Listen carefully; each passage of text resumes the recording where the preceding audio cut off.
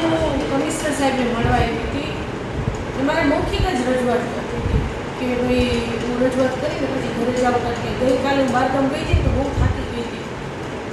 તો મને અડધી કલાક બેસાડી અને પછી ડીએમસી સાહેબ કહે છે કે બોલો ને રચનાબેન શું કામ છે. પણ મારે ડીએમસી સાહેબને મળવું હોય તો એની ઓફિસે જાઉં, જાની સાહેબને મળવું હોય તો એની ઓફિસે જાઉં. મને નથી લાગતું કે હું 6 મહિનાથી કમિશનર સાહેબ પાસે કોઈ રજૂઆત કરવાની હોય કે મળવાની હોય.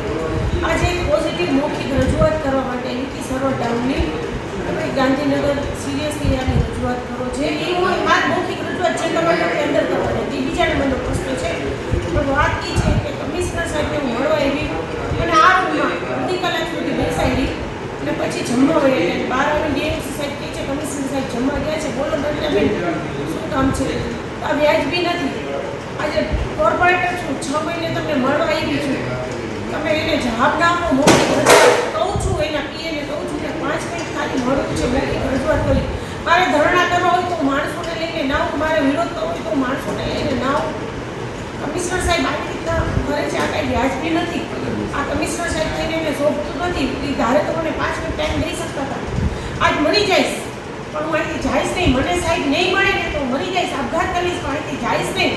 તમે જોવો તો ખરી આવી તાનાશાહી હોય. એક પોઝિટિવ ચર્ચા કરવી છે, મળવું છે. કોર્પોરેટર છો, એને હક છે ને રાઈટ છે કમિશનરને મળવાનો.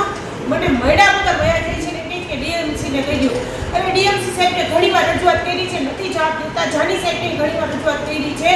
અમુક વસ્તુ કમિશનર સાહેબને જ રજૂઆત કરવાની હોય. તો આવી રીતે મને મૂકીને પોતે જમવા વયા ગયા. મને ભૂખ લાગી છે, મને મજા નથી. હું ગઈકાલે બહારગામ ગઈ હતી, 10 દિનનું ટ્રાવેલિંગ કર્યું હતું, થાક લાગ્યો છે મને. એ પોઝિટિવ પબ્લિક માટે ચર્ચા કરવા આવું છું તો મળ્યા વગર જમવા